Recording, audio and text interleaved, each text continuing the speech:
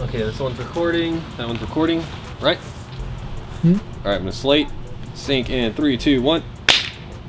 Motherfucker. Actually, that was pretty good. You guys got it. Yeah, that was the same time. Yeah. Same time. Alright, so in case you don't know who everyone is, down on the far left we have Navrich, all the way from Austria. Thank you, Navrich, for flying in. Just Dayton, for this. House Gamers from Canada. My lovely wife, Unicorn Leah, and myself, Jet Desert Fox.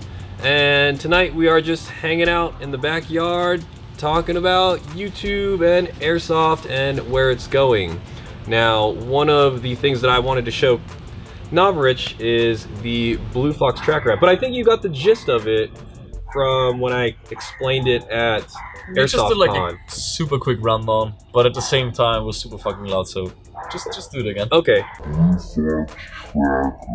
Why don't you give your submission? Because you've used it before, so I want to hear yours. I actually know what it is. I just wanted to give it a back. Nah, you son of a bitch. But he told me. I think, like you were in the beginning. Yeah. It looks like a gimmick, but then you try it and it's like. Yeah. So when nice. when I first used it, I got to use it. I think that was the first time it was rolled out. Was the first Yes.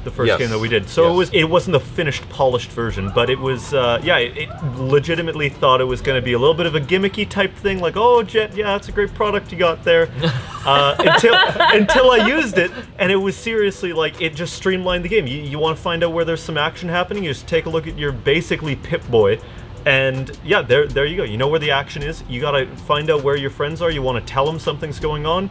Put it in the chat. There you go. If you don't even have it, because for part of the thing I didn't even have it, you just turn to your friend and say, hey, what's going on? Shows you your wrist really quick. You don't have any loss in translation. For example, if he was trying to tell me, wouldn't understand any of it. Shows me his screen, I'd understand perfectly. Honestly, genuinely impressed with how it works throughout the game. The Pip-Boy is a good analogy. Yeah, it's like a Pip-Boy. I always tell people it's Pokemon Go with airsoft guns. I think it was funny when I saw the release that people were like, but what if my phone gets shot? I think it's so ridiculous. Like, I actually have my phone on me when I play all the time. And if you get lost, or if you Are you just swiping right on the field? Yeah. You're just like, man, I died. I better let me just get some swipes in right now. Because there's always so many guys that has a field. True, right? So what are your first impressions about this new technology coming into Airsoft? I think it's something that's necessary because there's like Airsoft games didn't change for the past, like since forever basically. Yeah. I mean, they did to some degree. They got more professional. I don't know how it actually started in Europe. Like, I'm too young for this, but I guess games weren't like super professional. Now they are, but still communication is one of the biggest problems. People bring their radios, but they forgot the batteries, or the headset isn't working, or some guy like blocks the push to talk for the entire squad. So some like degree of communication where everybody knows what's going on, I think it's good. Because in the end, if a game is not very well organized, it just turns out to be a team deathmatch in the end, which happens way too often. Yep. Yeah. Every pickup game across the world in Airsoft is team deathmatch and then the objective. It's like, what's the game mode? I don't care, let's fucking just kill people. Let's just team deathmatch. It's kind of weird, like, which camera is the main camera? Should I look? That one's the main camera, so just look at that one. No, it's pretty magic. He'll switch right when you switch.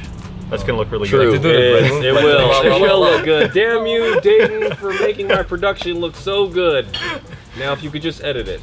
No thanks. Speaking of editing and videos in general, when you first came on the scene, basically, Navrich, there had not been that many people doing sniper videos. We're now 3 years later, right? About 3 years later, and we've got tons of snipers on the field. Some people say that's a bad thing, some people say that's a good thing. I think it's fun that we've got so many snipers and we have this amazing sniper platform that everyone can kind of live out that immersion, if you will. How do you feel about proliferation of snipers now in the Airsoft world? They always kind of feel, oh, there's a sniper on the field, like he has an advantage over everybody else. It's kind of like unfair. I think that's total bullshit. I think if I have an AEG and there's like a guy with a bolt action sniper rifle, this guy's like no chance. Because you could just keep shooting at this guy while moving back and forth and you get him pretty quickly. So I guess it's the videos, because the videos make it look like snipers are like the... It makes it look easy. Yeah, it makes it look easy. It makes it look like you take a sniper rifle, you go to the field, you kill like 100 people in 3 minutes. That's your fault. Yeah. Like, of course, as a YouTuber, it's like your job to put out entertaining stuff, like stuff that people watch, you should enjoy it. If you show how long you actually sit here to get a shot, nobody one wants would to watch the watch video, it, right? yeah. What it is bad though is that a lot of people start with sniping when they get into Airsoft. That's not a good thing. Yeah, I actually it started... pisses people off. Yeah, they go to the field, hard. they can't hit anything Yeah. because it's so hard at the beginning, and then they might lose interest in the sport, which is a bad thing.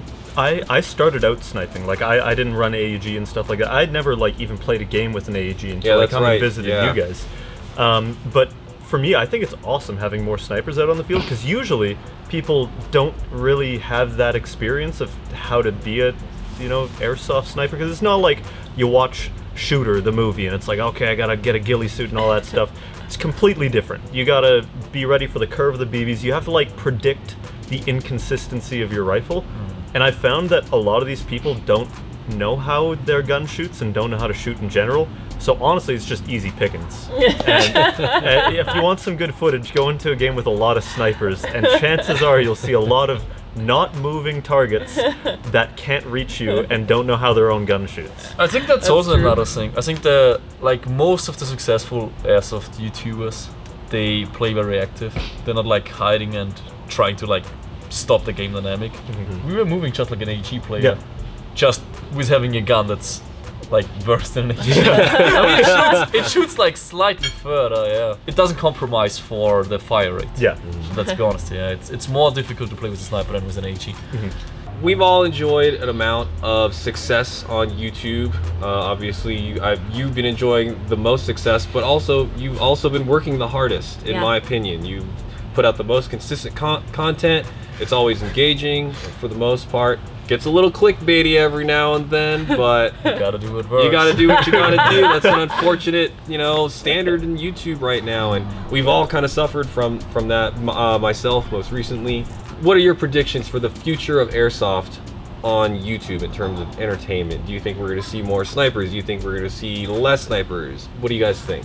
I think what I'm afraid of is that stuff that puts the sport into a negative spot is the stuff that gets clicked a lot. Yes. And it's sensational, very tempting. Yeah, it's the sensational titles and stuff like that, like Airsoft cheater almost loses an eye, like I destroyed these players with this blah blah blah gun. Those are the things that are getting the views right now. And because if you do fun Airsoft weekend, or Airsoft scope cam number blah blah blah, you're not going to get any views. So it's kind of like this conflict of, at the same time we want to grow the sport, but if we don't get views, like let's say paintball videos, which are total enemies, get views. No, just kidding. But like, of course we want to get views, that's our jobs, obviously that's what pays our rent. But at the same time we want to grow the sport, and right there it's sometimes very difficult to find a balance. Yeah. As for like the future, I think what's going to be really popular in the future is more interactive content, more so than just like I'm using my gun, blah blah blah blah blah. I don't know how it'll be more interactive, either like live streams or just more points of view on your cameras. I think live streaming helmet and zoom cam footage at some point where you can switch back and forth between people. Yourself. Yeah. Like people have asked for that from all of us before, and everyone's trying to figure out a way to do it in a way that looks decent and not terrible. And so I think once we figure that out, I think that will do really well too, live streaming lots of Airsoft events with higher quality cameras. Because once again, we go to the field, we play for, let's say, 5 hours, and then we put in a 5-minute video, right? Yeah. So if you live stream this stuff, I don't really know if it's enjoyable to watch. Because on the videos we really just do the highlights, and that's why. Well, we'll see what the future holds. Maybe live streaming is the new thing in Airsoft. We won't know. Okay, last question. And this is for everybody. We're gonna start with Navrich. Cringiest fan interaction. I'm usually the cringy guy when it comes to this. I'm not naturally like a camera, in front of camera guy. So if somebody comes and say like, hey, can you say what's up, guys? I go like, oh, well, I forgot how to talk. So I'm the cringy guy usually. Our channel is a really like younger people oriented Airsoft channel. Like the more, not even younger, just people who are like more childish at heart. I like to think of it as the lighter channel. But that also brings a lot of sort of cringier side of the viewership. And I think the cringiest moment I've had was at the first Airsoft con that I went to, the one like last year. And I met the guy and we were taking a picture and he wanted to like do a handshake for the picture and he would not release my hand. During the picture, hand shaking. Talking to him after, hey, how's your, like, do you like this rifle? What's the Novice SSG-24 like? Hey, do you mind if you sign this for me? Yeah, man, I'm gonna need my hand to do that. He would not release my hand, the whole handshake. And I just kept going like, this is my life now. I won't name names or what he looked like, but you know who you are. You know who you are. Mine are just sad because they're like inappropriate comments. Yeah. Yeah. He gets that a lot. Yeah. Is there a PG one you can give us a sense of what they are, or? Like, to put it nicely, the worst one was like, and this is like putting it nicely, it was somebody being like, can I, in the middle of an Airsoft game, mind you, can I have your patch? It's for my friend. He watches your videos a lot alone. Like that kind of thing, and I was like, no! And I was like, this is inappropriate! So please don't do those things, because it's so weird. So weird. Yeah, someone should just start slapping you guys at fields, really. Have you found people just come up and give you hugs? Yes. Out of nowhere? Yeah, that happens to me a lot. Yes. Don't do that. That's awkward also. If you want to say, hey man, good to meet you, can I give you a hug? Meh.